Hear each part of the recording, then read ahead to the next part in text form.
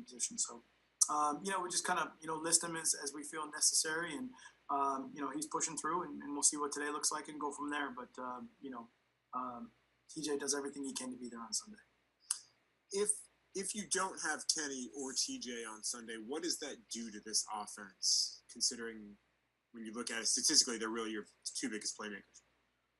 I think for us offensively, we've got a lot of guys that we have a lot of trust in. We've got a lot of guys that can step up in different situations, and certainly, a lot of guys that can produce. So there's no lack of worry in that category, and there's a lot of really good players out there on the field. So just whatever the design is will be for whether we have them or don't have them, and then we just got to go out and execute those plays.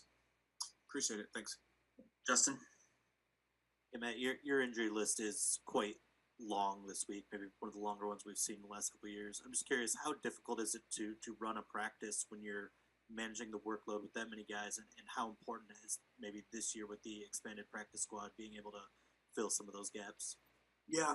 Obviously jinxed ourselves a couple weeks ago because I don't think we had anybody injured there. We were feeling pretty good about it, and then we kind of, we got a bunch of them here in a couple weeks. So, you always monitor it and you adjust and based on who you have.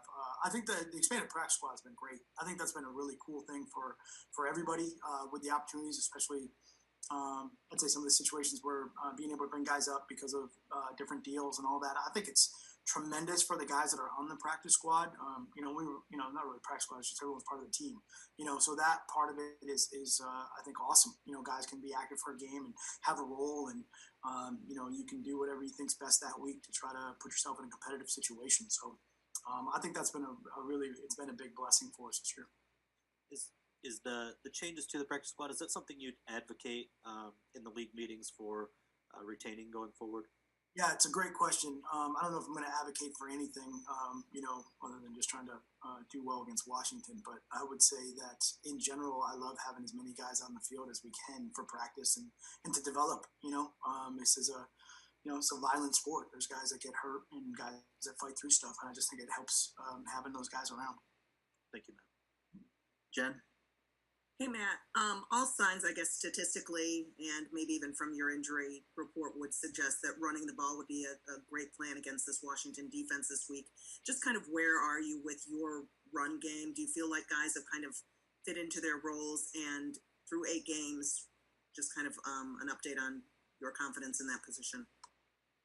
Yeah, obviously, my background in Bev's too. I mean, we love to run the ball. Running the ball is great. It's a great part of this game, and certainly, it's something we want to do. We didn't do it well a couple weeks ago. I thought we got back on track a little bit last week with it, and that's where we got to continue to go. We've had some moving parts to the offensive line too, and all that's going to, the O line, the tight ends, the running backs. I have a lot of confidence in all of those guys really when they go out there that we're going to be able to execute. I would say, statistically, as far as running the ball against Washington, we're going to have to do what we have to do to win the game, but they have some very, very good players up front. And really, 2 guys inside, I think, with Allen and Payne that are outstanding, guys coming out of college, coming out of, Alabama, where they're going to play a lot of techniques similar to what we do and how we play the run. And I think those guys do an outstanding job with it. And certainly we know how much pressure the edge players can put, not only in the pass rush, but they're big and they're long. And put Kerrigan out there too. He's another big, long, strong guy. He's been doing this for a long time, and it just becomes really difficult, from that standpoint to get yardage. So we have to be smart with it. We have to try to do a good job with our execution, but you always love to run the ball, no doubt. All right, Dave, last one. And that this ties in a little bit with what Jen just asked, but and we've talked a lot about Washington's defensive line in the pass rush this week already, but a lot of their sacks have come in 2 games or 2 wins. So what of the 2 teams, maybe not even 2 wins, 14, I think it wasn't 2 wins, but regardless, what of the teams that have kept their pass rush at bay, what have they done well? I think one of the things you definitely don't want to do is get off track. If you get into bad down and distance situations, I think that's where really you run into a lot of trouble. And certainly I think that Coach Del Rio does a great job with the coverage, mixes in behind it, and he understands that in those situations when, it's a little bit longer and the timing of the plays take a little bit longer. That's something we always talk about, like how long does this play take? What's the point of this play? Like as far as does the ball coming out quick? Do we have to hold it on this play? What does the protection look like? And how do we adapt versus the personnel they have? I think he does a great job with the coverage in the back end of really making sure that you can't get the ball past them, and you are trying to, throw those shorter passes, and then they rally and tackle.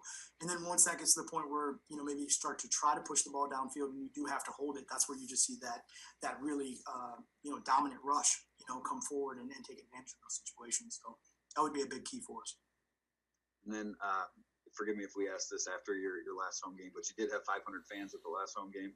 Is it different in any way? Is it weirder to hear, some chattering in the stands? I guess what was that dynamic like, and I guess what you expect from that going forward too. Yeah, I mean, obviously we love having fans. I mean, there's no doubt about it. I think it was great to have that energy and to have everybody there. We had the drum line and everything else rolling. That was cool.